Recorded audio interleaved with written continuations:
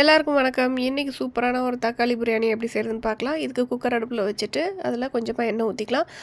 எண்ணெய் நல்லா சூடானதுக்கப்புறமா பட்டை, சோம்பு வகைகள் போட்டு நல்லா தாளிச்சு விட்ருங்க. தாளிச்சதுக்கப்புறமா ஒரு 3 பெரிய வெங்காயம் வந்து நல்லா ஸ்லைஸாக கட் பண்ணிவிட்டு அதை ஆட் பண்ணி வதக்கிருங்க.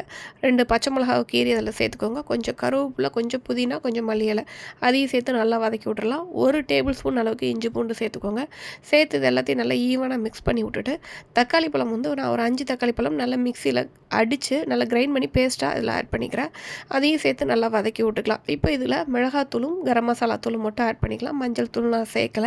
தேவையான உப்பு சேர்த்து நல்லா கிண்டி விட்டுட்டு, இது நல்லா ஒரு 2 நிமிஷம் லிட்டு போட்டு சும்மா க்ளோஸ் பண்ணி வச்சுட்டு, அது நல்லா பச்சை வாடை போனதுக்கப்புறமா இதுக்கு வந்து 1 பங்கு அரிசிக்கு 1 1/2 பங்கு அளவுக்கு தண்ணின்னு வச்சுட்டு, நீங்கள் தண்ணி நல்லா கொதிக்க விட்டுருங்க. தண்ணி நல்லா சூடானதுக்கப்புறமா நம்ம கழுவி வச்சுருக்க அரிசியை அதில் சேர்த்துக்கலாம்.